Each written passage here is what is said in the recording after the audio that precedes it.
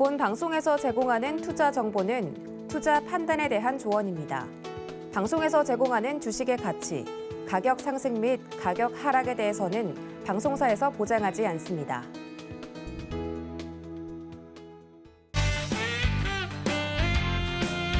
안녕하세요. 주유소 1, 2부 진행의 조하나입니다. 8월의 첫 거래일도 무사히 마무리가 됐습니다. 오늘 시장 3,220선이 회복이 되면서 기분 좋게 8월의 첫 거래일에 문을 열었는데요. 시장이 잘 마무리가 된 만큼 여러분들 오늘 매매의 성적도 좋았기를 바라보면서 앞으로 남은 8월 한 달은 또 어떻게 끌고 가면 좋을지 이 전략이 부재하신 분들 저희 주유소와 함께 해주시면 좋을 것 같습니다. 특히 주유소 1, 2부는 여러분들의 참여가 많으면 많을수록 더 재미있게 진행이 될 예정이니까요. 저희 문자, 전화 활짝 열어두고 있고요. 그리고 유튜브 채널과 또 노란톡도 활짝 열어두고 있으니까 적극적으로 들어오셔서 궁금하신 사항들 여쭈어보시면 제가 위원님들께 여쭈어보도록 하겠습니다.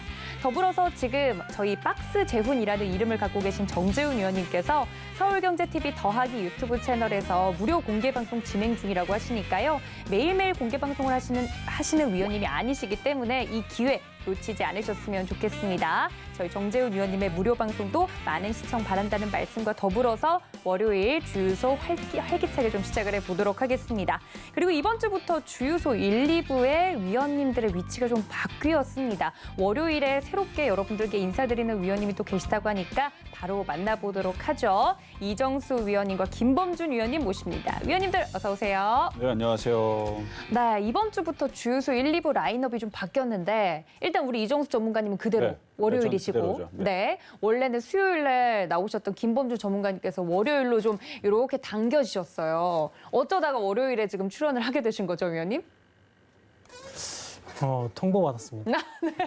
아, 통보받다니요. 예, 조금 더 원활한 이 방송 케미를 만들기 위해서 저희가 월요일로 위원님을 모셨고요. 오늘 또 모시길 잘한 것 같아요. 오늘 시장 이야기를 앞으로 나누겠지만 일단 두 분이 월요일로 좀 고정이 됐다는 말씀과 더불어서 이따가 3부에는 저희 김범준 위원님의 종목 상담이 이어질 예정이라고 하는데 전화, 문자로 미리미리 접수를 주시면 이 제약 바이오에 대해서 빠삭하게 분석을 해주실 우리 김범준 위원님께서 이야기를 해주신다고 하니까 3부 상담도 많은 기대 부탁드린다는 말씀과 더불어서 시작을 해보도록 하겠습니다. 오늘 두 분을 월요일 날 모시게 된 계기가 오늘 마치 시장인 것 같아서 시장 모습인 것 같아서 저도 좀 소름이 돋는데요. 일단 오늘 시장을 두 분이 어떻게 보셨는지 궁금합니다. 키워드를 짚고 넘어가 보도록 하죠. 네, 지금 제 얼굴 옆에 뜨고 있는데 오늘의 키워드를 좀 알아보면 위원님들이 2개씩 정리를 좀 해주셨습니다. 미국 부채 한도 그리고 반도체 수출 신기록 이렇게 적어주셨고 중국 규제 완화와 바이오 수급이라고 적어주셨습니다. 사실 오늘 시장 월요일장부터 기분이 좋았던 이유는 코스피장에서는 관련된 반도체 관련된 종목들이 이끌어줬었고 코스닥에서도 지금까지는 좀 잠잠했던 제약 바이오주들이 좀 흐름이 풀리면서 빨간불을 양시장 모두 켜냈어요. 8월의 첫 거래일이었으니까 두 분의 시장에 대한 인상이 궁금한데 이정수 의원님 오늘 시장 어떻게 보셨어요? 오늘 시장 8월 첫날이었잖아요. 네, 그랬죠. 첫날이었는데 아침에서 그지 그렇게 빠질 일이 없었었는데 장중에 네. 좀 잠깐 빠졌었습니다. 그래서 장중에 3,200을 잠깐 이탈을 했다가 다시 회복을 하면서 올라와줬는데 속임수라 그러죠. 그러니까 그냥 흔들었던 것 같아요. 장중에 그냥 흔들면서 개인들의 이제 불안감을 야기시키면서 장중에 잠깐 흔들렸었는데 장중에 계속 미국 선물이 계속 플러스 권역이 있었고요. 흔들릴 당시에서도 마찬가지고 그리고 IT에서도 반도체에 대한 수출 뭐 동향들이 이제 좋다라는 얘기들이 계속 나와주기도 했음에도 불구하고 오늘 시장 뭐 생각만큼 그렇게 뭐 엄청나게 강한 흐름으로 여러분이 생각했던 그만큼의 흐름은 아니지만 그냥 정상적인 흐름이 나왔던 것 같아요. 8월 초장이고요. 아직 8월 이제 시작이 되고 있는 부분들이고 그다음에 지금 현재 미국 시장 선물 시장 흐름을 보게 되면 영국 시장도 마찬가지고 유럽, 미국 선물 시장이 지금 강세를 지금 보여주고 있기 때문에 그동안 우리나라 시장 한 일주일 동안 7월 말서부터 해서 별로 힘을 못 썼잖아요. 계속 조정을 받았었는데 미국 시장은 별로 빠진 게 없었습니다. 그러니까 오늘 야간에 미국 시장이 좀 반등을 좀 주게 되면 뭐 내일 오늘보다는 좀 더 좋은 장대 양봉이 좀 나와주면서 종목들이 그래도 조금 더 움직여줄 수 있는 흐름이 나오지 않을까 해서 저는 8월 달장 폭락장보다는 최소한 박스권장 내지는 개별주들의 좀 빠른 매매가 좀 되는 개별주 장세가 좀 진행이 될 것 같다라는 말씀 드리도록 하겠습니다. 네, 8월도 무난하게 최소한 이 박스권 안에서 움직이지 않겠냐라고 그렇죠. 시장을 조금 미리 앞서서 이야기를 해주셨습니다. 김범준 전문가님은 오늘 장중 내내 좀 시장에 대한 인상이 어떠셨어요? 8월 첫 거래일인 만큼 남은 8월 시장을 좀 어떻게 대비하면 좋을지 시청자들이 궁금하셨을 것 같은데. 일단 오늘 저는 개인적으로 좋았습니다. 네, 저는 개인적으로 좋았는데 이것도 네. 사실 오늘 뭐 지수가 올라갔다 뭐 떨어졌다 하더라도 아마 이제 개별 종목에 따라 다 다른 거라서 사실 누구는 또 오늘 지수가 올라가서 혜택을 보신 분도 있을 거고 또 누구는 지수가 올라가도 종목의 변화가 없어가지고 사실 뭐 재미가 없을 수도 있었는데 일단 저는 오늘 상당히 괜찮았습니다. 그래도 어쨌거나 전반적으로 바이오주 위주로 보다 보니까 오늘 뭐 전체적인 수급 나쁘지는 않았고 일단 지수 자체는 오늘 사실 개인이나 외국인은 좀 많이 팔았는데 그 물량은 이제 기관이 거의 다 흡수를 했고요. 코스닥 같은 경우도 개인만 좀 매도를 좀 했고 그 물량은 외국인과 기관이 이제 흡수를 했는데 글쎄요. 어쨌든 뭐 첫날이라서 사실 뭐 크게 중요하다라기보다는 앞으로가 중요하겠죠. 그렇죠. 앞으로의 흐름을 좀 지켜봐야 될 것 같습니다. 알겠습니다. 오늘 시장 같은 경우는 뭐 가지고 있는 종목에 따라서 섹터에 따라서 희비가 좀 등락이 엇갈렸을 것 같다 이런 이야기를 해주셨고 실제로 우리 김범준 위원님께서 보고 계시는 제약바이오 섹터는 좋았습니다. 흐름이 좀 더 키워드로 들어가서 자세하게 시장 이야기를 나눠보도록 하죠. 오늘 정말 매구조도 딱 위원님들이 보고 계시는 섹터에 맞게 잘 준비가 된 것 같아서 신기하네요. 일단은 코스피 시장 같은 경우는 SK 하이닉스를 필두로 좀 반도체 종목들이 올라와서 어떤 이야기가 있나 봤더니 반도체 수출 신기록 뉴스가 또 쏟아져 나오더라고요. 이 내용 어떤 분이 설명해 주실까요? 제가 뽑아봤는데요. 네. 이게 주말서부터 얘기가 나왔던 부분이고 사실 이 부분에 대해서는 작년하고 올해에서도 계속 얘기가 있었죠. 반도체라든지 자동차라든지 이쪽에 대한 수출이 계속 좋다. 거기다가 2018년도에 있었던 황금 사이클, 슈퍼 사이클에 준하는 혹은 그걸 넘어서는 그 얘기가 올해 4월 달 얘기도 있었습니다. 근데 7월 반도체 수출 역대 최고치 기록 소식이 오늘 한 번 더 나왔는데 이제 산업통상자원부에서 어제 이제 수출액 동향을 이제 발표를 했죠. 전년 동월 대비 29.6%가 증가한 554억 4천만 달러, 약 우리나라 돈은 63조 8,600억 정도라고 그러는데 이게 이제 반도체만뿐만 아니라 모든 거 다 통틀었을 때 얘기거든요. 그래서 여기서 이제 반도체가 수출 품목 1위인데 반도체가 이제 39.6%가 증가가 된 110억 달러, 약 우리나라 돈은 한 15조 정도 됩니다. 이게 이제 슈퍼사이클로 불렸었던 2018년도의 수준을 넘어서는 역대 1위 이제 신기록 얘기가 나와주고 있고 그 다음에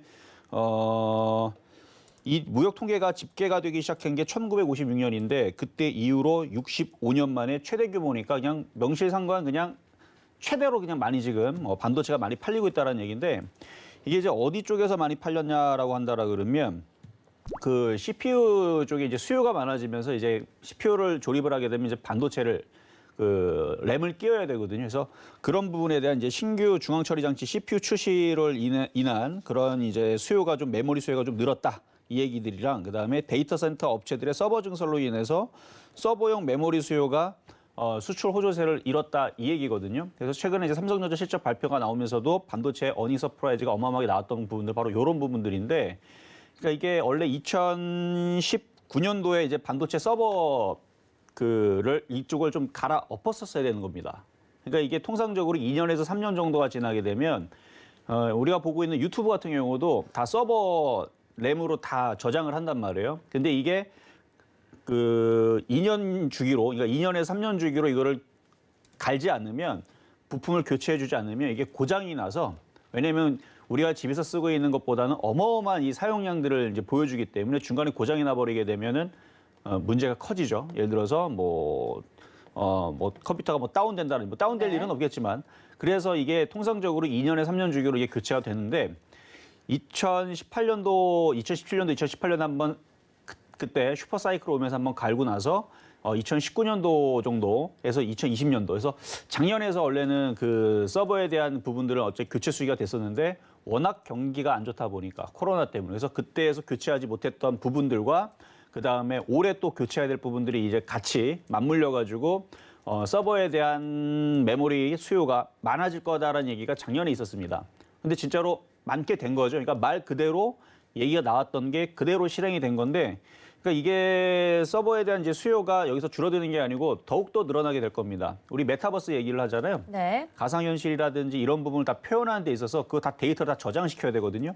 그러니까 예를 들어서 우리가 2D라 그러죠. 평면에서 그냥 나타내고 하는 그래픽 기술은 뭐 데이터 용량을 예를 들어서 뭐 100메가 정도만 표현한다라 그러면 가상 공간에서 이제 메타버스로 이제 가상 공간에서 띄워놓고 그거를 구현을 하고 뭐 360도로 다 돌려가지고 다 보기도 하고 그걸 또 디테일하게 또 이거를 또 늘려봤더니 원래 이제 옛날에 그래픽 기술은 이거를 늘리면 이게 도트라 그러죠. 하나하나 점들이 너무 이게 잘 보여서 뭐 네모나게 보이거나 이렇게 점들이 보인다는 거죠. 뭐 픽셀이 보이게 되는데 지금은 이거를 굉장히 고해상도로 만들기 때문에 이 메타버스 기술로 해서 앞으로도 더 용량들이 많이 필요하겠지만 똑같은 공을 구현을 하더라도 2D보다는 지금 메타버스를 구현하는 이 기술에서는 용량이 어마어마하게 필요할 겁니다.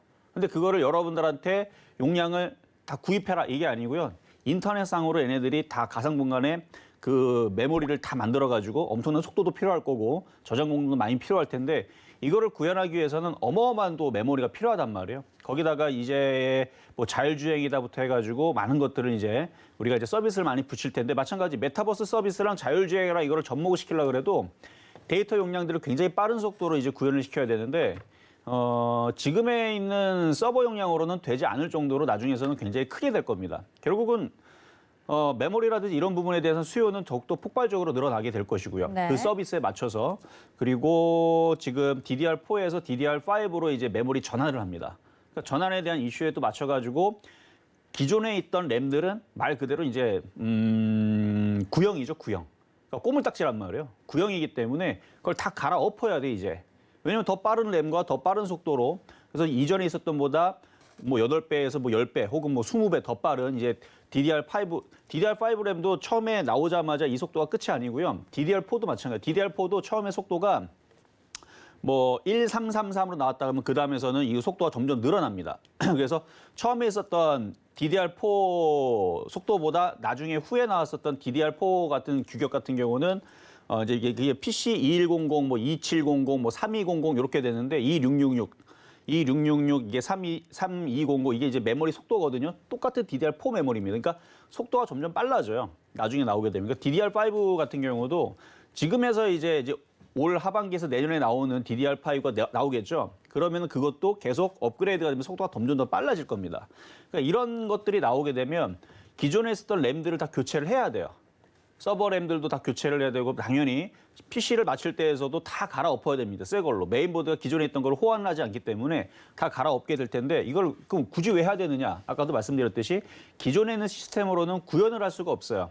데이터 용량들도 뭐 지금 뭐 쓰는 사람들이 예를 들어서 뭐 지금 뭐 100만 명밖에 안 된다라 그러면 나중에서 이게 100만 명이 아니고 대중화가 되면은 뭐 60억 인구 중에 그래도 뭐 10억 인구는 쓸 테니까. 그러니까 100만 명이 아니고 10억 인구를 이걸 데이터를 대응하려고 그러면 계속 이거를 서버를 증설을 해야 되고 그리고 뭐 IT 회사들도 계속 그런 서비스들을 계속 더 구현하고 이걸 선도하고 또 잡아야 되기 때문에 그래서 다들 서버를 증대시키고 계속 뭐 메타버스다 뭐다 해갖고 얘기가 나오는 부분들도 그런데 자율주행도 마찬가지고 해서 이런 부분들이 이제 계속 되면은 제가 볼 때서는 하반기에서도 내년에서도 이 기술의 혁신이라는 부분이 계속 나와주니까 네. 그리고 이제 핸드폰들도 이제 계속 용량들과 이제 사양들이 더 좋아질 거란 말이에요. 그러면은 결국은 뭐 반도체 섹터들은 지금 최대 실적을 냈었던 부분에 있어서 또 다시 또 어닝 서프라이즈에 대한 부분들이 또 나오지 않을까. 근데 주말에 보니까 네. 이 반도체에 대해서 앞으로의 전망이 안 좋을 거다라는 얘기가 이제 요즘에 다시 나오거든요. 네, 네. 저는 이게 주가가 많이 올라갔으면 그런 얘기가 좀 먹히겠는데 지금 네. 주가가 계속 한 5개월 동안 정체돼 있거나 계속 빠졌단 말이에요. SK하이닉스뿐만 아니라. 그래서 지금에서 이런 얘기가 나온다라는 얘기는 왜냐면 미래는 아무도 알 수가 없는 거거든요. 그렇죠. 그렇죠. 근데 제가 볼 때는 지금 흘러가는 이 흐름이 결국은 반도체들이 더 많이 쓰일 거예요. 사실 이 얘기를 작년에서 재작년에서 모든 전문가들과 모든 학자들이 얘기했던 부분들이에요. 그렇죠. 그런데 그 얘기를 갑자기 일주일 전서부터 갑자기 반도체에 대한 수요가 전망이 어둡다라든지 부정적인 얘기들이 지금 나와주고 있는데 오히려 이걸로 인해서 흔들게 되면 저는 오히려 매수 기회가 아닌가. 그리고 실적은 이미 찍혔습니다. 이 장부에 찍힌 이 실적은요. 어떻게 부인할 수가 없는 거예요. 그렇죠? 최대 실적이 나왔으면 그 다음에서도 이 정도 실적만 찍어주기만 한다라면 주가들은 당연히 그거에 따른 강세를 보여줘야 되는데 그동안 눌렸다라는 점 저는 그래서 IT의 흐름들이 오늘 조금 좋았던 부분들이 사실 제가 원하는 강세는 아니었어요. 왜냐면 네. 예전에서 IT들이 강할 때는요. 가지 말라 그래도 막 20% 가고 막 그렇죠? 막 몇몇 종목들은 상한가 가고 이렇게 했었는데 요즘 들어서는 그 흐름이 없습니다. 그래서 많은 개인 투자자들이 이제 실망을 해가지고 이제 좀 손절 좀 할까? 이제 좀 버릴까? 이제 그러는 분들도 꽤 지금 그렇죠. 생기고 있거든요. 지겹죠. 네. 그렇죠. 왜냐면 이제 삼성전자도 10만 원 갈 줄 알았더니 7만 원 그렇죠. 찍고 있고 하이닉스도 지금 5개월 동안 빠지고 있고 그래서 이제 많은 사람들이 이제 지겨워서 이제 던질라 그러는데 오히려 지금 던지려는 이 타이밍이 매수의 타이밍이 아닌가. 물론 저는 삼성전자, SK하이닉스를 사자 이 말씀드리는 건 아니에요. 네. 반도체 섹터가 움직이게 되면 후성이 가야 되는 건데, 그렇죠? 후성이 반도체 그 특수가스 관련주거든요. 예. 근데 그쪽이 아직 그 이슈가 아직 안 됐어요. 뭐 냉맥가스 얘기 나오고 뭐 다 그랬는데 그러니까 어쨌든 그 재료가 안 나왔다는 거죠. 아직 후성이 갈 만한 재료 중에. 그러니까 후성이 좀 가야. 근데 지금 보면 후성도 계속 매집이 되는 거 보면 예. 나중에 올라갈 때 반도체 특수가스로 이 슈퍼사이클 얘기가 나와주면서 한번 휘날레를 줄 것 같은. 그래서 저는 후성이 끝을 봐야 반도체는 끝난다. 저는 그렇게 보면서 그래서 후성이 꺾이지 않으면 반도체 섹터도 아직도 안 꺾였다라고 보면서 어쨌든 반도체 섹터들 재료 장비주들이죠. 그래서 중소형주들의 흐름들이 한 번은 와야 되는데 아직 그 흐름이 안 왔기 때문에 저는 하여튼 IT 섹터들 오늘 이슈가 있어서 좀 네. 오늘 좀 정리를 해봤습니다. 네, 누군가 반도체의 미래를 묻거든 후성이라는 종목을 봐라라고 이야기를 해주시는 것처럼 그럼요. 아직 좀 마지막 불꽃이 남았다라는 이야기를 해주셨어요. 사실 이슈가 나와서 뉴스에 팔라는 분들 때문에 아마 이 반도체 좀 던질 때 되지 않았나라고 지겹다고 생각하시는 분들 분명히 있었을 것 같은데 5개월 동안 안 갔잖아요. 네, 그러니까요. 그래서 그렇죠. 답답해서 사실 이미 정리하신 분들 계실 수도 있어요. 잘하신 거예요. 그분들이 많으셔야 이게 올라가거든요. 아, 네, 좀 근데 이제- 야속하네요. 예. 근데 지금서부터 제가 볼 때는 이제 못 버티고 정리하실 분들이 많아질 것 같아서 네, 네. 지금까지 버텼던 분들은 좀만 더 버티시면 되지 않을까. 하반기에 있습니다. 거의 예, 이제 예. IT 섹터들이라든지 뭐 OLED라든지 이쪽에 대한 수주 실적과 앞으로 네, 이제 네. 올라간 흐름들은 하반기에 있을 것 같으니까 네. 이왕 버틴 거 좀만 더 버텨보자. 네. 말씀드리겠습니다. 사실 이 반도체 수출 신기록 같은 경우는 양적인 면도 있지만 질적으로 아까 이야기해 주신 것처럼 서버 비용 부분에서 또 실적이 잘 나왔기 때문에 질적인 양적인 성장을 다 이루었다라고 긍정적으로 평가하는 뉴스들이 또 많이 나오고 있더라고요. 반도체 부분에 대해서 혹시나 이제 좀 궁금하셨던 분들에게 우리 이정수 전문가님이 시원하게 답변을 좀 드린 것 같습니다. 저희 이정수 위원님과 함께하고 싶으신 분들 노란톡 활짝 열어두고 있을 테니까요. 대체 언제까지 반도체 기다려야 되는지 궁금하다 하시는 분들은 이정수 검색을 하시고 노란톡방 들어오시면 이 키워드에 대한 답 얻으실 수 있을 것 같습니다. 자, 코스피에 반도체가 갔다면 오늘 코스닥에서는 8월의 첫 거래일인데 바이오주가 좀 꿈틀댔습니다. 드디어 제약 바이오도 가는 건가라고 긍정적으로 좀 기대감을 가지셨던 우리 시청자분들 계셨을 것 같은데 오늘 또 월요일로 이사를 오신 김범준 위원님께서 준비를 하고 계세요. 바이오 수급이라고 특히 적어주셨는데 수급적인 면에서 좀 인상적인 부분이 있었을까요, 위원님? 바이오주가 워낙 사실 좀 개별적인 성향이 많아가지고요. 네. 그래서 오늘은 그래도 좀 전반적으로 좀 괜찮았습니다. 그래서 전반적으로만 이제 수급이 괜찮았다라고 보는 거지 이게 사실 오늘 하루만 봐서는 뭐 너무 좋았다라고 얘기까지는 할 수는 없겠지만 네. 전반적으로 괜찮았습니다. 그래서 그냥 일단은 보면은 진단키트주 같은 경우는 사실 뭐 그렇게 크게 올라가거나 뭐 큰 폭으로 내려간 거는 없었는데 뭐 바이오주 보면 셀트리온 삼형제가 조금 반응을 좀 보였고 네. 그다음에 이제 오늘 안트로젠이 한 20% 정도 상승을 했고 뭐 전반적으로 크게 내린 종목은 없습니다. 그래서 조금 수급적인 면에서는 괜찮지 않았나 첫날 치고 근데 이게 사실 차트 개별 차트를 보게 되면은 꾸준히 내려간 종목들이 상당히 많습니다. 꾸준히 내려간 종목들이 상당히 많은데 셀트리온 뭐 요것만 봐도요. 지금 차트가 나오고 있는데 연일 하락하다가 오늘 반등 한번 나왔고요. 네. 뭐 녹십자도 연일 하락하다가 오늘 조금 살짝 반등이 나온 수준인데 사실 이건 반등이라고 볼 수도 없겠고요. 거래량이 사실 대부분 다 이렇게 많이 나온 편이 아니라서 그러니까 그래도 하락세를 좀 멈춘 게 그나마 좀 다행이었다. 이 정도로만 좀 해석을 하시면 좋을 것 같습니다. 그래서 너무 사실 기대를 이 제약바이오 테마를 하나로 묶어가지고 보시기에는 조금 너무 독보적인 애들이라서 네. 좀 개별주 들고 계신 분들은 개별적인 종목에 대한 재료들이 언제쯤 나오는지 좀 그런 거를 좀 체크를 하시면 될 것 같고 어차피 그런 게 되면은요 충분히 나올 수 있는데 대표적으로 지금 제가 종목을 하나 언급을 좀 하면 안트로젠 같은 경우도 네. 250일 신고가 오늘 경신했죠. 오늘 네. 경신을 했는데 차트를 쭉 보게 되면 상당히 오랜 시간 동안 거의 바닥에 있었습니다. 거의. 그래서 한번 이렇게 올라간다 하더라도 다시 내려가서 여기서 매집을 하고. 근데 이 기간이 상당히 오래 걸렸거든요.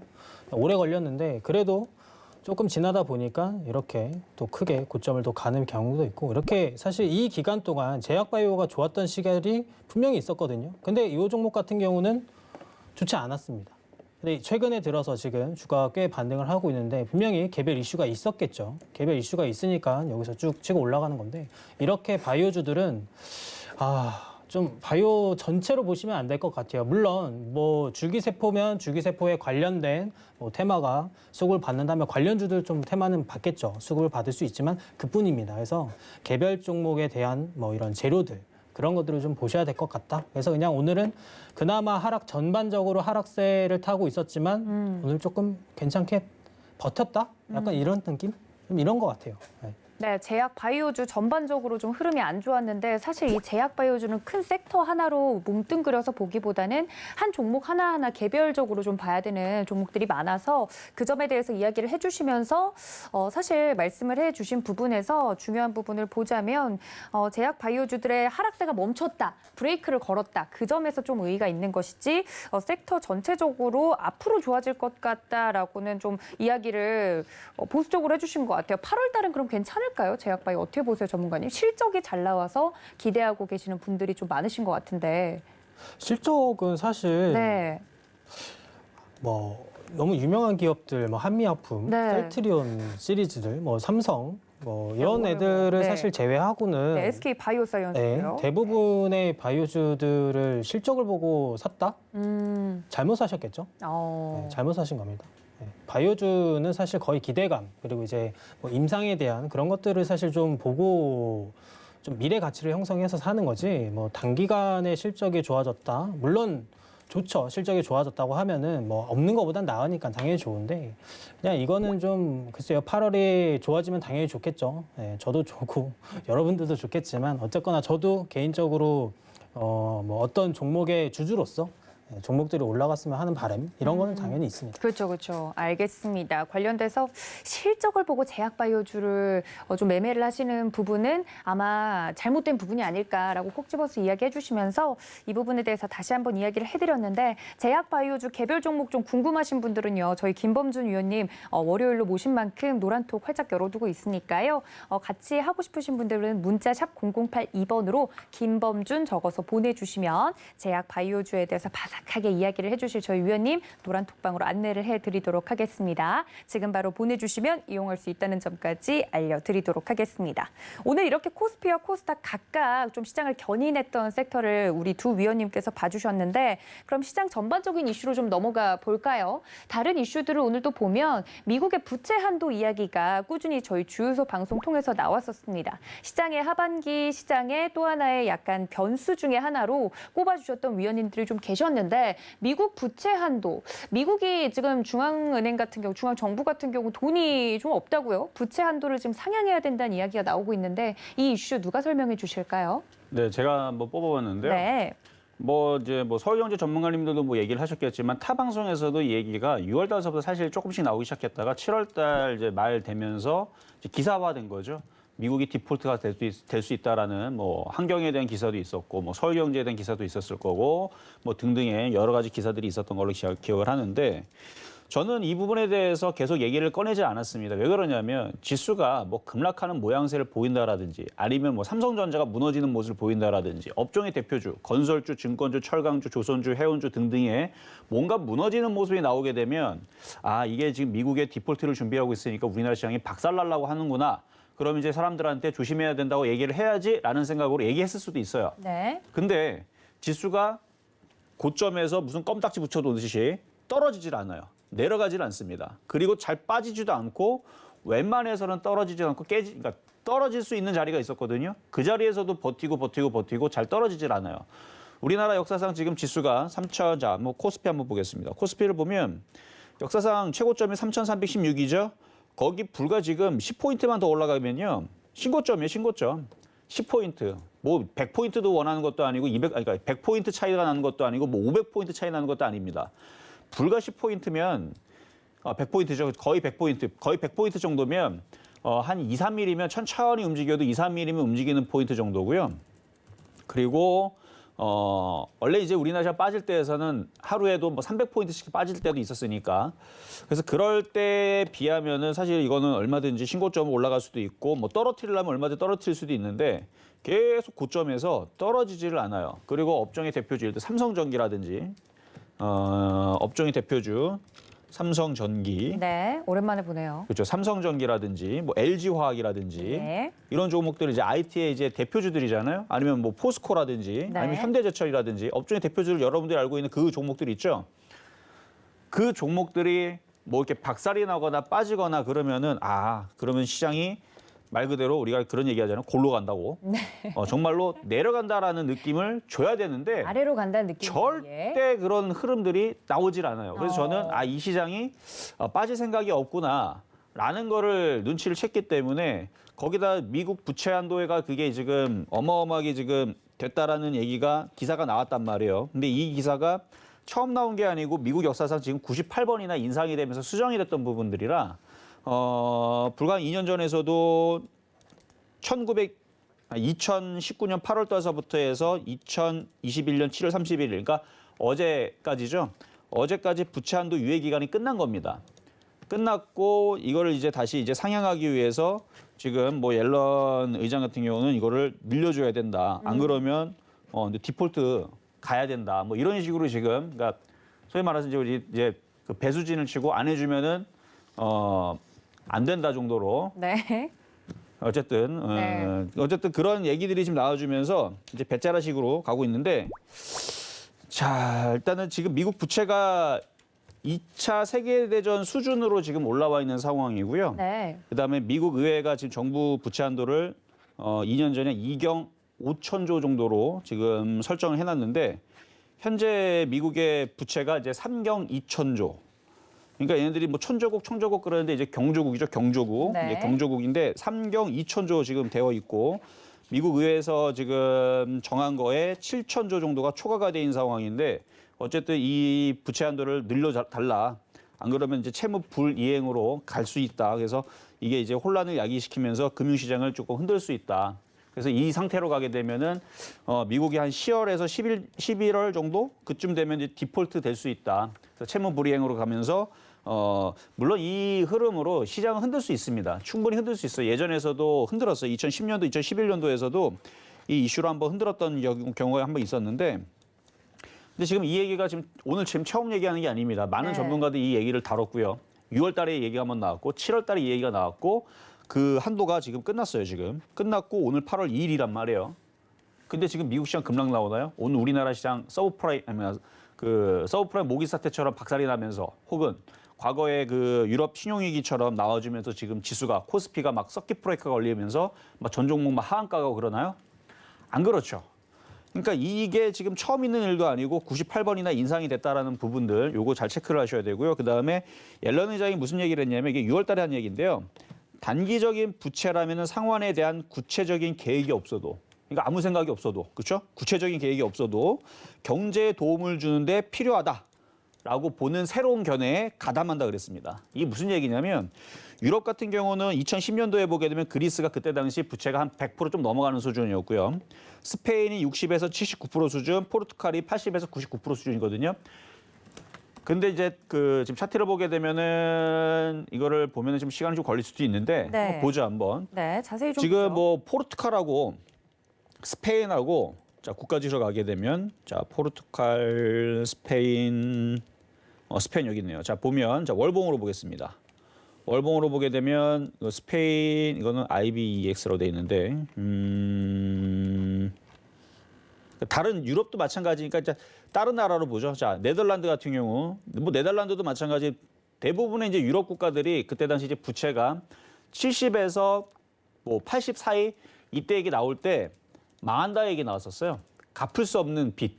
그때 당시만 하더라도 뭐 몇백 년을 갚아야 갚을까 말까 할 정도의 어마어마한 빚이다. 그래서 유럽 신용위기 때문에 뭐 그리스뿐만 아니라 그때 당시 이탈리아도 뭐 망한다는 얘기 나왔었고 그랬던 시장이었는데 그때 뭐 독일도 마찬가지고 독일, 지금 독일이고 덴마크고 근데도 불구하고 얘네들이 2011년도 기준으로 해서 떨어지지 않고 오히려 올라갔단 말이에요. 그럼 부채가 지금 줄어들었느냐?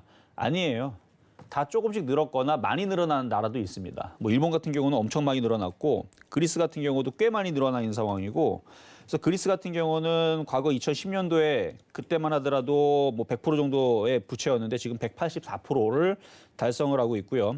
이탈리아 같은 경우는 132% 정도, 그다음에 포르투갈 같은 경우가 120%. 그러니까 다들 대부분 다 늘었어요. 미국도 지금 현재로서는 106%고 우리나라가 지금 30-40%대 정도 지금 되고 있는 상황인데 우리나라는 그래도 그나마 좀 부채가 좀 낮은 다른 나라에 비하면 그러니까 OECD 국가에 비해 그 안에서 그래도 다른 나라에 비하면 좀 낮은 수준인데 어쨌든 얘네들이 지금 이렇게 부채가 심한데도 불구하고 올라간 이유가 이게 패러다임이 좀 바뀌었어요. 그러니까 예전에서는 이 빚을 무조건 갚아야 된다라고 봤지만 지금은 어차피 못 갚는 거 안 갚으면 안 되지 않나 이런 생각으로 간다는 얘기예요 지금. 약간 뻔뻔해졌군요. 그렇죠. 네. 어차피 갚을 거 이자만 비용만 내면 나중에 100년 뒤에 갚든 내 후손이 갚겠지.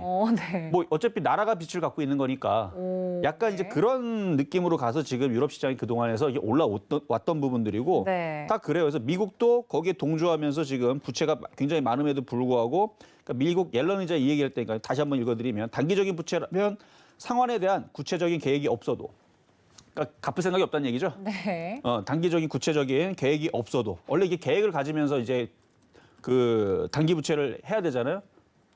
계획이 없어도 된다는 얘기예요. 뭐 하면 경제에 도움을 주는데 필요하다라고 보는 새로운 출연한 합의에 가담하고 있다고 월스트리트 저널에서 전했다. 이게 이제 기사 내용이거든요. 그래서 그 뒤에 또 뭐라 되어 있냐면 가까운 장래에 금리가 낮게 유지될 것으로 전망돼 부채 비용을 감당하는 것이 수월이라 기대되기 때문이다. 뭐냐면은 이제 금리가 어제 금리를 올렸다 내렸다 하는 건 미국 애들이 알아서 하는 거니까 그렇죠? 돈도 쟤네들이 찍고 그러니까 낮은 금리로 이자 비용을 댈 수만 있다면 그렇게 가자 뭐 이런 식으로 가는 거거든요. 유럽도.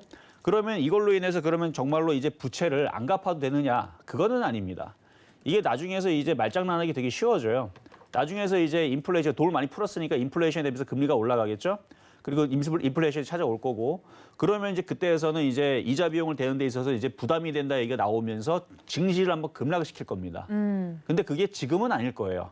한 1년, 2년 뒤에 그 얘기로 인해서 증시를 말 그대로 엄청 폭락. 그래서 코스피가 언젠가는 1,500이 또 무너질 겁니다. 근데 지금은 아니란 얘기예요. 예. 예, 지금은 아니지만 나중에는 그거를 그렇게 뺐다가 그럼 빼면은 진짜로 망해야 되잖아요. 유럽도 망하고 미국도 망하고 정말로 부채가 너무 심해서 이거 또 다시 갚을 수 없는 빚이야. 그러면서 또 다시 망해야 되는데 망할 때쯤 되면은 또 다시 금리를 내리면서 자 이거는 또 이자 비용을 대면서 우리가 한 10,000년 안에만 갚으면 된다. 뭐 이런 식으로 가는 거죠 또. 그럼 또 다시 증시에 또 경제에 또 도움이 되면 이거는 안 갚아도 돼. 뭐 이런 식으로 느낌을 또 가면서 또 올라갈 겁니다. 그러니까 이게 이제 나중에서는 이제 말장난으로 올릴 때서는 뭐 괜찮다. 부채 있어도 상관없다. 내릴 때에서는 이제 부채 무혐하다. 이게 왔다 갔다 하면서 증시를 좀 왔다 갔다 할 수 있는 요인이 되는데 네. 현재로서는 제가 그래서 아까 이제 미국 부채 다시 얘기 넘어가게 되면 네. 지금 이제 미국에서 이제 배째라식으로 이거 안 해주면은 미국 디폴트 할 테야 뭐 이런 식으로 가는 거니까 다시 이거는 상향을 해줄 겁니다. 근데 약간의 자부분이 있을 수 있어요. 근데 7월 말 그다음에 오늘도 선물 지수가 강한 거 보니까 이걸로 시장을 당장은 급락시킬 것 같지는 않고 네. 이게 잘 합의가 잘 돼서 일단은 올려놓겠죠. 상향을 해놓고 증시도 어느 정도 올라가고 그럴 텐데 어느 정도 올라가고 그리고 나서 우리나라 시장도 어느 정도 신나게 올라가게 되면 그때 좀 조심을 해야 됩니다. 네. 이게 나중에는 분명히 아킬레스건으로 다가오면서 지수를 또다시 1,500으로 또 밀릴 수 있는 네. 어마어마한 악재가 될 수 있는데 지금은 아니다라는 점. 그래서 그거에 대해서 여러분들이 좀 궁금해하실 것 같아서 그래서 제가 한번 다뤄봤습니다. 알겠습니다. 이 시장에 대해서 또 하나의 리스크로 하나로 또 작용할 수 있는 미국 부채 한도 이슈 사실 말씀해 주신 것처럼 6월부터 계속 이야기가 나왔던 부분인데 이 부분에 대해서 왜 이게 리스크로 작용할 수 있는지 궁금하셨던 분들 계셨을 것 같습니다. 이 부분에 대해서 저희 이정수 위원님께서 자세히 말씀드렸으니까요. 궁금하셨던 분들 해결이 되셨기를 바라고요. 자, 위원님들의 키워드를 이야기를 나눠봤으니까 저희 시청자 뇌구조로 좀 넘어가 보도록 하겠습니다. 우리 우리 시청자분들은 어떤 것이 궁금했을지 함께 볼까요? 네, 백신 가격 인상 계속해서 이야기가 나오고 있죠. 그리고 8월에 있을 MSCI 편입 종목들, 거론이 되는 종목들이 좀 있습니다. 그리고 미국 인프라 법안 관련주라고 궁금증을 해결해 주세요라고 올려주셨는데 일단 백신 가격 인상 이야기를 좀 해볼까요? 저희 2030 세대가 맞을 것 같은 화이자나 모더나 같은 mRNA 백신 같은 경우 EU 공급 백신 가격을 인상하겠다라는 이야기가 나오면서 이 가격이 오르면 대체 어떤 여파가 있느냐라고 궁금해하시는 분들이 좀 계시더라고요. 우리 김범준 의원님, 백신 가격 인상에 대해서는 어떻게 보세요? 당연한 겁니다. 당연하다. 네, 너무나도 당연한 거죠. 네. 기업 그다음에. 입장에서는 사실 결국에는 이윤을 추구할 수밖에 없는데 백신 인정 같은 경우는 사실 예견됐던 일들이고 아마 지금 가격 올렸다고 하는데 화이자가 한 25%가 올랐고 그 1회 비용이 원래 21,000원이었는데 올려가지고 26,700원. 모더나 같은 경우는 원래 이제 화이자보다 조금 더 비쌌는데 10% 올려가지고 26,000원에서 이제 29,400원으로 금액이 올랐거든요. 그래서 사실 오르면 얘네들이 좋죠. 화이자하고 모더나들이 좋은 거고 또 사실 우리나라 입장에서는 그만큼 더 올라간 백신의 금액만큼 더 내야 되기 때문에 사실 그렇게 좋은 거는 아닙니다. 물론 이제 이런 화이자나 모더나가 다른 백신에 비해서 효능이 좋다, 뭔가 좋다 해서 이제 상대적으로 우리 쪽을 많이 찾으니까 당연히 얘네 입장에서는 어차피 지금 우리밖에 안 찾고 현재 물량도 좀 부족하고 그러니까 당연하게 가격을 올릴 수밖에 없는 겁니다. 근데 이제 이런 것들은 사실 글쎄요. 지금 화이자 모더나가 효과가 좋다 하는데 지금 백신을 맞은 사람들도 돌파 감염이라고 해가지고 다시 걸리고 있습니다. 사실 효과가 좋은 걸까요? 라고 저는 묻고 싶습니다. 그래서 아직 1세대 백신이긴 한데 글쎄요. 이제 2세대 백신이 나와야 되는 시점이기도 하고 물론 이제 이런 임상의 절차를 밟고 실제로 이제 국민들한테 백신이 나가기까지가 사실 상당한 시간도 걸리고 또 금액적인 부분이 좀 천문학적이다 보니까 물론 이렇게 성공하면은 화이자 모더나처럼 돈을 엄청 많이 벌 수는 있겠죠. 그래서 이런 것들은 사실 당연한 수순이다라고 볼 수 있겠습니다. 그러면 관련돼서 화이자나 모더나와 관련된 국내 종목들에게도 이 부분은 좀 호재일까요? 돈을 많은 분들이 원하니까 돈을 인상을 하겠다고 하면 앞으로 돈을 벌어들일 수 있는 가능성은 더 커진 거잖아요. 화이자 모더나에 뭔가를 납품하거나 네. 뭐 직접적인 이런- 연결고리가 그렇죠. 있거나. 뭔가 있으면 당연히 호재죠. 예. 네, 근데 이제 이런 게 전혀 없다. 그냥 단순하게 연결만 되어 있다라고 하면 사실 이게 그렇게 큰 호재는 아니죠. 화이자 모더나 자체의 호재인 거지. 이거는 국내 주식에 물론 이제 여기에 뭔가 납품을 한다. 뭔가 원자재 원재료단지 이런 것들이 좀 들어간다 하면은 괜찮습니다. 근데 이런 것들이 없다라고 하면 그냥 개별 호재로 볼 수밖에 없기 때문에 크게 신경을 쓸 필요는 없을 것 같습니다. 네, 백신과 관련된 종목에 좀 투자를 하시는 분들도 옥석가리가 필요해 보입니다. 모더나나 화이자에 좀 직접적인 연결고리가 있는 종목이면 괜찮지만 단순히 그냥 섹터로 하나로 묶였다라고 하면 전혀 영향이 없는 오히려 악재로도 작용할 수 있는 이야기겠다. 그냥 왜냐하면 그런 연결고리가 없다는 게 사실 들키게 되면 오히려 관련 없는 종목이네 하고 튕겨져 나갈 수도 있으니까. 물론 묻기 나름이라서. 네. 이것도 귀에 걸면 귀걸이, 예. 코에 걸면 코걸이. 주식이라는 게 다 그렇죠. 어디다 거냐에 따라 다른 거라서. 네. 물론 이것도 잘 걸면은 또 주가를 올리는데 또 한몫할 수 있겠지만. 그래서 그렇게 제약바이오가 어려운 것 같아요. 그렇게 크게 기대하지는 않아요. 알겠습니다. 관련된 종목과 밀접한 관련이 있는지 여러분들 좀 샅샅이 좀 찾아보셔야 될 것 같습니다. 다음 이슈도 볼까요? 미국 인프라 법안 관련주라고 콕 집어서 관련주에 대해서 여쭤보신 분이 있는데 미국 인프라 법안 관련주, 이런 관련주로서 또 묶이는 종목들이 있나 봐요? 지난번에서도 인프라 관련주 얘기가 나오면서 그때 뉴스 기사 많이 나왔던 네네. 게 기계주, 풍력주, 건설주, 철강주, 해운주 얘기 나왔던 것 같아요.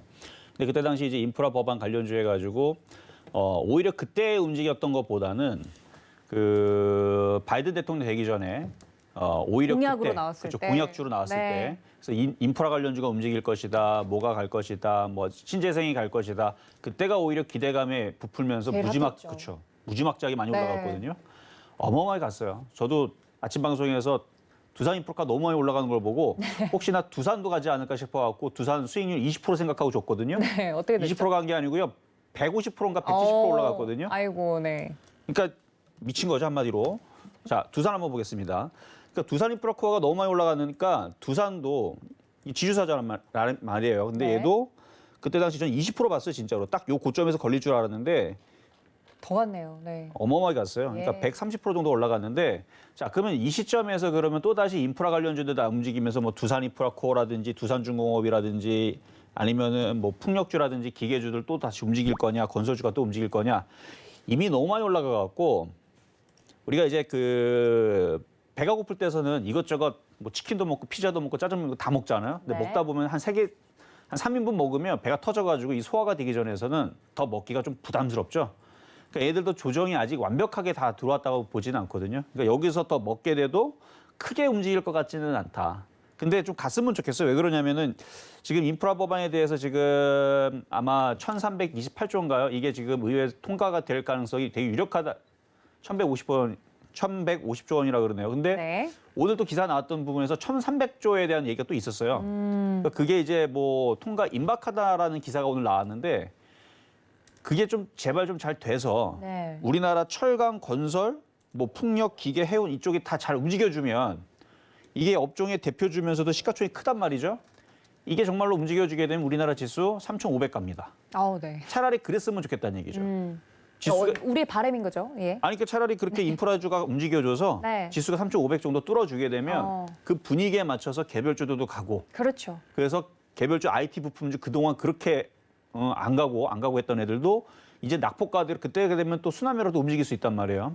차라리 그렇게 됐으면 좋겠는데 그냥 제 예상이지만 인프라 법안 통과가 돼도 그냥저냥 그럴 것 같아요. 그러니까 예를 들어서 두산도 뭐 이렇게 폭등 그전에 있어 폭등이 아니고 올라갔다가 또 떨어졌다가 올라갔다가 떨어졌다가 두산중공업도 두산인프라코어도 풍력주도 뭐 다 그런 식으로 움직이지 않을까. 건설주도 마찬가지.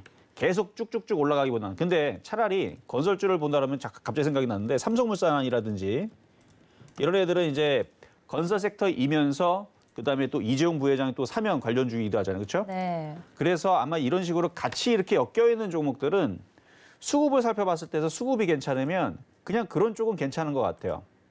그 이재용 부회장이 뭐 8.15 그 특사에 뭐 이제 가석방이 되든 뭔가 이슈가 나오면서 움직이게 될지 아니면은 인프라 투자 관련주에서 건설주를 움직여주면서 움직이게 될지 아니면 대선에 맞춰가지고 대선 관련주로 건설주를 움직이게 될지 어쨌든 우리나라도 돈을 풀고 인프라에다 투자를 해야 된다 그러면은 그래도 여기저기 그동안 움직였던 흐름에서는 그래서 건설주만한 게 없거든요. 그러니까 뭐 재건축을 하든 하여튼 뭐 건설주들 흐름들은 좀 괜찮지 않을까 해서 만약에 인프라 투자 관련주 쪽에서 만약 관심 있게 보는 게 뭐냐라고 물어보신다라 그러면 네. 그 중에서도 저는 그래도 건설주가 제일 만만하지 않나요? 이슈들이 여러 가지가 있으니까 내년 6월 전까지 해서는 지방선거도 있고 대선도 있고 또 정책이 또 뭐 정부가 또 바뀌게 되면 또 정책도 바뀌게 되면 또 건설주에 대한 또 분위기도 또 다시 그러니까 건설주가 어마어마하게 좋아진다 이 느낌보다는 이게 항상 네. 기대감이에요. 주식은 기대감이 움직이는 거기 때문에 기대감이 이럴지도 몰라라는 것 때문에 건설주들이 또 움직일 수 있단 말이에요. 그러니까 그런 부분에 볼 때에서는 그래도 건설주가 제일 만만한 것 같고 건설주 아니면은 IT 섹터에서는 여러분들 늘 말씀드리는 그거 있죠. 네. 그런 쪽으로 그러니까 수급이 좋은 거. 그러니까 괜히 그걸 얘기해 드리는 게 아니라 수급이 예. 좋기 때문에 그래서 네. 수급이 좋은 쪽으로 여러분들이 몰려다니다 보면 그 수급은 여러분들을 배신을 하지 않습니다. 그러니까 지금처럼 시장이 여러분들이 어렵다 생각을 하게 되면 바닥에 있으면서 수급이 좋은 종목들 잘 찾아내시면 그러면 무슨 이슈가 나오든 간에 그렇게 두렵지가 않아요. 결국 엮이게 되어 있거든요. 그래서 그런 쪽으로 한번 말씀을 드려봤습니다. 네, 미국 상원에서 인프라 투자 법안에 대한 논의가 좀 막바지에 접어들면서 이번 주 내에는 좀 표결이 이루어질 예정이라고 합니다. 관련돼서 좀 영향을 받을 수 있는 섹터 굳이 꼽자면 건설 쪽이 유력하지 않을까 시청자 뇌구조까지 알아봤습니다. 자, 우리 마지막 코너죠. 애프터스탁으로 좀 넘어가서 내일장 주목할 업종 위원님들께 여쭤보도록 하겠습니다. 김범준 위원님, 8월이 이제 시작이 됐는데 저희 내일장 어느 쪽을 좀 바라봐야 될까요? 저는 이제 업종 뭐 이런 테마 뭐 이런 것보다는 그냥 좀 수급이 붙는 종목? 네, 수급이 붙는 종목 위주로 좀 보시는 게 어떨까 하거든요. 요즘에 뭐 그 많이 물어보시더라고요. 요즘 뭐 살 게 없다. 네, 뭐 사야 되냐. 뭐 주도주가 없다 뭐 이런 말씀 많이 하시는데 사실 가는 게 주도주고요. 네, 저는 그렇게 생각합니다. 그래서 이제 들고 계신 종목들이 가면은 그게 주도주가 되는 거고 일단 좀 간단하게 생각하셨으면 좋겠어요. 그러니까 살 게 없다라고 하시면은 아침에 이제 거래량이 많이 올라오는 종목들 위주로 보시면서 조금 매매를 하시면 좀 도움이 많이 되실 것 같은데 네. 글쎄요, 일단 좀 개별 업종으로 보실 게 없으면은 이렇게 수급 붙는 종목, 그다음에 이제 좀 단기적인 측면에서 보셔야 되겠죠. 아무래도 수급이 많이 붙는 종목들은 중기적인 입장보다는 조금 단기적인 면에서 보시면서 매매를 좀 하시면 좋을 것 같습니다. 그래서 내일장이라기보다는 네. 앞으로도 조금 뭔가 매매할 곳이 없다. 그냥 안 돼. 사실 매매할 곳이 없는 건 정확히 아니거든요. 네. 그러니까 수급이 붙는 종목들도 오늘 보시면은 사실 뭐 상한가 종목은 2개 말고는 지금 20%가 2개, 이 외에는 다 10%에서 이하로 지금 형성이 되고 있는데 거래량 많이 나오는 것들은 충분히 살만합니다. 네, 거래량 많이 나오는 것들은. 근데 이제 이 중에서도 왜 가는지를 잘 파악을 하셔가지고 현재 사도 될지 말지를 잘 판단하셔야 되겠죠. 그래서 어쨌든 살 게 없다 하시면은 이렇게 좀 수급 있는 종목들 위주로 선별하셔가지고 매매를 하시면 좋을 것 같습니다. 네, 하지만 초보 투자자분들에게는 그것도 쉽지 않을 것 같은데 이렇게 수급이 붙는 종목들 이런 장 속에서 수익을 낼 수 있을 만한 종목들 궁금하시면 저희 김범준 위원님 노란톡에 들어오시면 될 것 같습니다. 정확하게 좀 알려드리고 있으니까 문자 샵 0082번으로 보내주시면 감사하겠고요. 자, 우리 마지막으로 이정수 위원님께도 좀 여쭤보도록 하겠습니다. 위원님, 저희 어디 봐야 될까요? 오늘 이슈가 반도체가 나왔으니까 그래도 반도체 한 번 더 봐야 되지 않을까 싶어요. 그러니까 반도체 섹터에서 뭐 IT 섹터 뭐 여러 가지가 있잖아요. 뭐 PCB도 있고 카메라도 많죠. 있고 네. 그다음에 뭐 플렉서블도 있고 OLED도 있고 시스템 반도체, 반도체 뭐 장비 등등등 많이 있기는 한데 신고가권에 이제 있는 종목들이 잘 무너지지를 않습니다. 잘 무너지지도 않고 있고 그다음에 수급이 좋은 애들은 특히 정고점을 계속 돌파하는 흐름들이 나오죠. 최근에 뭐 실리콘 웍스 이름 좀 봐야겠죠. LX 세미콘. 네. 뭐 걔도 계속 신고점을 가고 있는 흐름들도 있었고 뭐 이녹스 첨단 소재부터 해가지고 뭐 무슨 머티리얼즈 뭐 하나 머티리얼즈부터 해서 뭐 워닝 머티리얼즈 뭐 머티리얼즈 시리즈들 그러니까 소재 부품을 얘기하는 거거든요. 머티리얼즈가 재료를 얘기하는 건데 재료 부품주들 흐름들도 계속 최근까지도 계속 강하게 움직임이 좀 나왔었고 그리고 오늘 나왔던 이슈가 결국은 그 장부상의 실적이 찍히는 부분들은 원래 배신을 하지 않아요. 단기적으로 지금 안 움직이니까 여러분들도 답답하겠지만 아마 많은 전문가들이 올 1월 달서부터 해서 IT 섹터들 많이 얘기했을 겁니다. 왜냐하면 실적이 좋다라는 거를 알고 있었기 때문에 네. 많은 전문가 얘기를 했는데 많은 사람들이 다 그들로 몰리다 보니까 주가는 거꾸로 올라가질 않고 삼성전자서부터 해서 하이닉스도 계속 떨어지니까 마치 여러분들 배신한 것 같은 느낌을 좀 들기죠. 그렇죠? 근데 그게 정말 장기적으로 볼 때에서는 과연 배신일까요? 라는 부분에서는 그동안 많이 올라갔기 때문에 조정을 받은 거라고 보고 있고요. 조정을 받았기 때문에 이제는 이제 올라갈 때가 되지 않았나. 예를 들어서 SK 하이닉스 잠깐 볼게요. 네. 얘는 이렇게 떨어질 만도 했죠. 왜냐면 차트를 한번 길게 한번 봐보세요. 한번. 물론 실적이 좋다라는 거는 인정을 하는데 주가가 바닥에서 이만큼 올라갔으면 쉴 때도 있는 거죠. 그렇죠? 어떻게 주식이 안 쉬고 올라갑니까? 이 정도 쉬는 거는 당연한 거고 좀 더 쉬어도 상관은 없어요. 그러면 여러분들 별로 안 좋아하겠지만 조정받고 나서 나중에 다시 가면 되는 거 아닙니까? 갈 때 되면 또 가면 또 언제 그랬냐도 또 15만 원 또 넘어가게 돼요. 지금 얘기는 아닙니다. 올 하반기가 될지 내년이 될지 몰라서 그렇지. 그러니까 이런 거를 차라리 조정이라는 걸 이게 너무 지겹다. 그러면은 바닥에서 이제 움직여주는 애들을 찾거나 아니면 이제 정고점을 돌파를 하거나 목표치가 크게 남은 쪽들을 공략하시면 되는 거예요. 지금은 하이닉스가 지금 많이 올라가고 조정받는 거고 그다음에 삼성전자도 마찬가지죠. 뭐. 삼성전자도 그동안 바닥에서 이만큼 올라갔으니 여기서 이만큼 내려간다고 얘가 잘못한 거냐. 그건 아니란 얘기예요. 그럼 그동안에서 이만큼 올라간 건 뭔데? 그렇죠? 이만큼 올라갔으니까 이만큼 내려올 수가 있는 거고 뭐 더 내려온들 다시 올라가면 되는 거니까.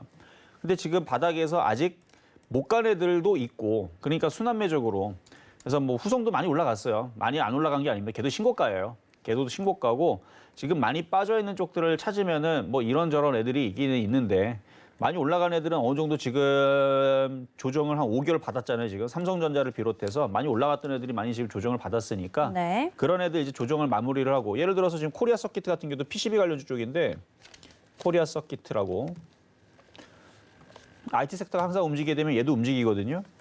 근데 얘의 주가의 위치를 보게 되면 아까 걔네들에 비하면은 이렇게 떠 있지는 않죠. 그러니까 올라갈 목표치가 살아있는 상태에서 얘도 바닥주는 아닙니다. 그러니까 이런 식으로 이제 바닥에서 거래량기 기관 외국인들 매수가 들어오는 쪽들은 한동안 좀 강세를 좀 보여줄 수 있는, 그래서 지금 반도체 업종들은 아까도 말씀드렸듯이 그 실적들이 지금 나와주고 있고 반도체 슈퍼사이클 얘기도 있고, 그럼 IT 시장은 우리나라가 그래도 전 세계 지금 잘 나가고 있잖아요. 우리나라가 네. 잘 나가고 있는데 그 반도체가 우리나라의 그 효자 종목이고 수출 1등 아닙니까? 그러면은 다시 IT 섹터는 다시 돌아오게 되어 있어요. 그러니까 그 시점이 언제인 거냐? 그거를 맞추면 신이죠, 그렇죠? 근데 그렇게 오래 남지는 않았다. 그래서 올해 안에서는, 그러니까 지금 8월 달이니까 12월 달 안에서는 IT가 다시 대장주로 분명히 돌아올 겁니다. IT가 없이서는 우리나라 시장이 갈 수가 없기 때문에, 그래서 그렇죠. IT의 흐름은 반드시 돌아올 거니까 한 5개월 동안 움직여서 좀 밉더라도 그래도 썩어도 준치라고 IT 섹터 잘 갖고 있으면은 다시 보상을 받을 일이 있을 겁니다. 네, 다시 대장주로 돌아올 그날을 기다리면서 반도체 업종까지 우리 이정수 위원님의 이야기 들어봤습니다. 노란톡 열어두고 있을 테니까 여러분들 문자 보내주시면 감사하겠고요. 1부 위원님들과 달려오니까 벌써 마칠 시간이 됐습니다. 2부에서는 종목 이야기로 돌아올 테니까 끝까지 2부까지 함께해 주시면 감사하겠습니다. 또 본 방송에서 제공해 드린 정보는 투자 판단에 대한 조언일 뿐 해당 주식의 가치나 수익률을 보장하고 있지 않다는 점까지 알려드리면서요. 저희는 잠시 쉬었다가 2부로 돌아오겠습니다. 채널 고정.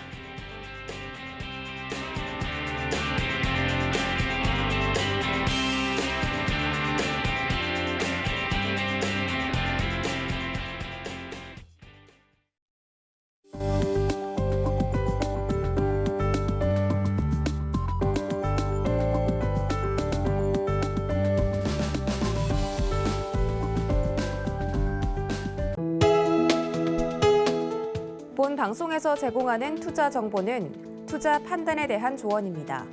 방송에서 제공하는 주식의 가치, 가격 상승 및 가격 하락에 대해서는 방송사에서 보장하지 않습니다.